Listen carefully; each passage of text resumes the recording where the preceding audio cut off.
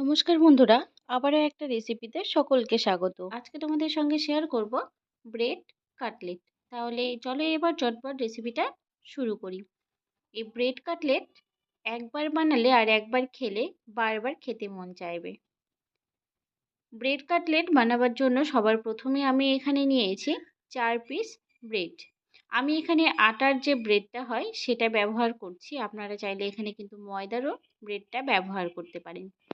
এবার ব্রেডের যে সাইডের অংশগুলো আছে সেগুলোকে এইভাবে ছুরি দিয়ে কেটে বাদ দিয়ে দেব।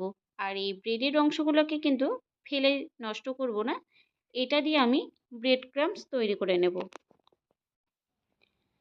4 পিস ব্রেড আমি এখানে কেটে নিয়েছি, পরে আরও দুটো ব্রেড আমি কেটে নিয়েছি। এবার ব্রেডগুলোকে এক সাইডে রেখে দিলাম। ব্রেড কাটলেট বানাবার জন্য একটা পুর তৈরি করে নেব। তার জন্য কড়াইতে দিয়ে দিলাম 1 টেবিল চামচ পরিমাণ সর্ষের তেল। তেলটা ভালো মতো গরম হয়ে গেলে ফোড়নে দিয়ে দিলাম 1/4 টিস্পুন গোটা জিরে, দিয়ে দিলাম 4-5টা কাঁচা লঙ্কা আর দিয়ে দিলাম একটা বড় সাইজের পেঁয়াজ কুচি। ঝালটা এখানে অবশ্যই আপনারা আপনাদের স্বাদ অনুযায়ী ব্যবহার করবেন। পেঁয়াজগুলো ও লঙ্কাগুলো একটুখানি ভেজে নেওয়ার পর দিয়ে দিলাম 1 মুঠো ক্যাপসিকাম কুচি। এটা সম্পূর্ণ অপশনাল, যদি ভালো লাগে দেবেন, না হলে এটাকে স্কিপ করে যাবেন। আবারও সব কিছু একসঙ্গে ভালো করে 2 মিনিটের মতো ভেজে নেব। পেঁয়াজ ক্যাপসিকাম 2 মিনিট ভেজে নেওয়ার পর এবার এর মধ্যে দিয়ে দিচ্ছি সামান্য পরিমাণ গ্রেট করে নেওয়া আদা। আমি এখানে গ্রেট করে ব্যবহার করেছি, আপনারা চাইলে এখানে আদা বাটারও ব্যবহার করতে পারেন। তবে এই রেসিপিতে যদি গ্রেট করে আদা ব্যবহার করা হয় তাহলে খেতে কিন্তু অনেকটাই ভালো লাগে। আবারও সব কিছুকে একসঙ্গে 2 মিনিটের মতো ভেজে নেব। 2 মিনিট ভেজে নেওয়ার পর এবার আগে থেকে সেদ্ধ করা ম্যাশ করে রাখা আলুগুলোকে এর মধ্যে দিয়ে তার মধ্যে দিয়ে দিলাম স্বাদ মতো লবণ, সামান্য পরিমাণ লাল লঙ্কার গুঁড়ো, 1 চামচ পরিমাণ দিয়ে দিলাম ধনে গুঁড়ো আর দিয়ে দিলাম 1/4 টিস্পুনের মতো হলুদ গুঁড়ো। আবারও সব কিছুকে ভালো করে মিশিয়ে এটাকে আবারও 2 থেকে 3 মিনিটের মতো কষিয়ে নেব। আমি 2 থেকে 3 মিনিটের মতো এই আলুর পুরটাকে ভালো করে কষিয়ে নিয়েছি। এবার নামানোর আগে এর মধ্যে দিয়ে দিলাম 1/4 টিস্পুনের মতো গরম মশলার গুঁড়ো। আমি এখানে গরম মশলার গুঁড়ো ব্যবহার করেছি, আপনারা চাইলে এখানে চাট মশলারও ব্যবহার করতে পারেন। আবারও সব কিছুকে ভালো করে মিশিয়ে নেওয়ার পর এটাকে নামিয়ে ঠান্ডা করতে দেব। পুরটাকে আমি একটা পাত্রের মধ্যে নামিয়ে ঠান্ডা করতে দিয়েছি। এটা ঠান্ডা হয়ে গেলেই তারপরে রেসিপিটাকে তৈরি করে নেব। পুরটা সম্পূর্ণ ঠান্ডা হয়ে গেছে। এবার ব্রেডের মধ্যে সামান্য পরিমাণ করে আলুর পুর দিয়ে এইভাবে চারিদিকে ভালো করে লাগিয়ে নেব। ব্রেডের চারপাশে ভালো করে লাগিয়ে নিয়েছি, আর সাইডে কিন্তু একদম লাগাবো না, একটু করে ফাঁকা রেখে এটাকে রেডি করে নেব। ব্রেডের ওপরে ভালো করে পুরটাকে লাগিয়ে নেওয়ার পর ওপর থেকে এরকম করে আরেকটা ব্রেড চাপা দিয়ে রেখে দেবো, আর একইভাবে সবগুলোকে রেডি করে নেব। সবগুলোকে রেডি করে নেওয়া হয়ে গেছে। এবার একটা পাত্রের মধ্যে নিয়ে নিলাম 2.5 চামচ পরিমাণ ময়দা।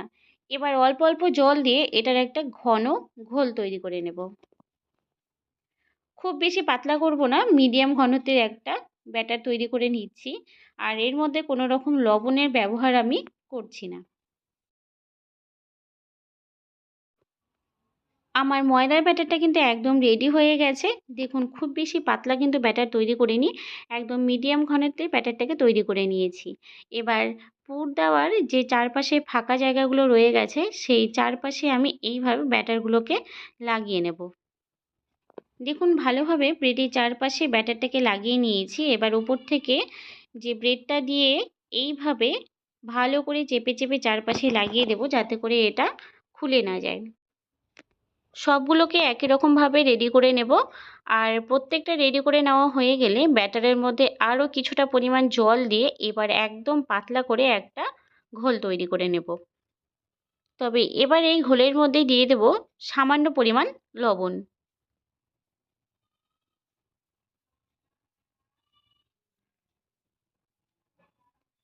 ঘোলটাকে রেডি করা হয়ে গেছে। এবার এর মধ্যে সামান্য পরিমাণ লবণ দিয়ে ভালো করে ঘোলের সঙ্গে আবারও মিশিয়ে নিচ্ছি।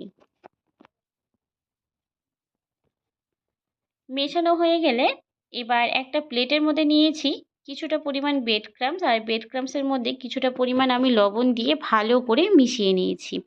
এবার একটা করে ব্রেড এই গোলার মধ্যে চুবিয়ে নিয়ে ব্রেড ক্রাম্বস দিয়ে কোটিং করে নেব। দেখুন বানানো খুবই সহজ, খেতে দারুণ টেস্টি। আপনারাও বাড়িতে ট্রাই করবেন এবং কমেন্টে জানাতে কিন্তু ভুলবেন না খেয়ে আপনাদের কেমন লেগেছে।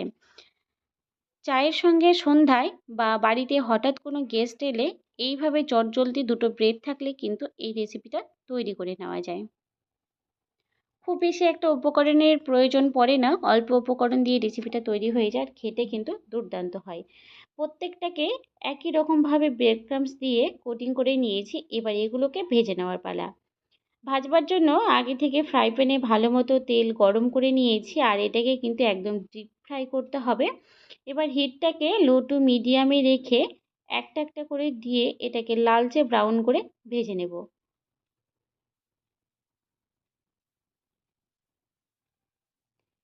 এক পাশটা মোটামুটি 2 থেকে আড়াই মিনিটের মতো ভেজে নেওয়ার পর অপর পিঠটাকে এইভাবে উল্টে দিয়ে ওটাকেও একইভাবে লালচে করে ভেজে নেব।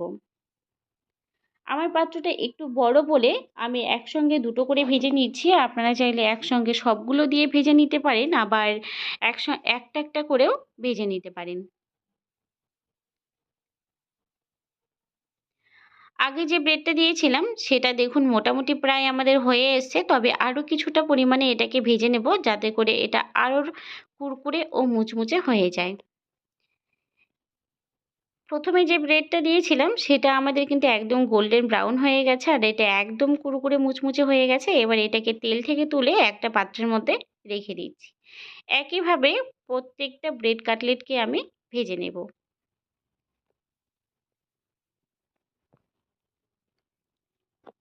সবগুলোকে ভেজে নিয়েছি, আর এটাকে আমি সার্ভ করব টমেটো কেচাপের সঙ্গে। আপনারা যে কোনো চাটনির সঙ্গেই কিন্তু সার্ভ করে নিতে পারেন।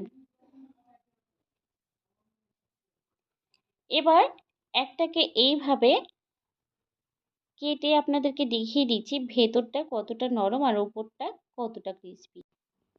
দেখুন কত সহজেই তৈরি হয়ে গেল আমাদের ব্রেড কাটলেট। আমি এখানে আলুর পুর ব্যবহার করেছি, আপনারা চাইলে কিন্তু এখানে চিকেনের পুরও ব্যবহার করতে পারেন।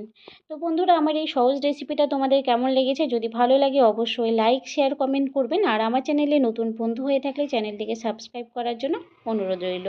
পাশে থাকা বেল আইকনটি অন করতে ভুলবেন না পরবর্তী ভিডিওর আপডেটগুলি পাওয়ার জন্য। ফেসবুক পেজ থেকে দেখে থাকলে পেজটিকে ফলো করার জন্য অনুরোধ রইল। ধন্যবাদ।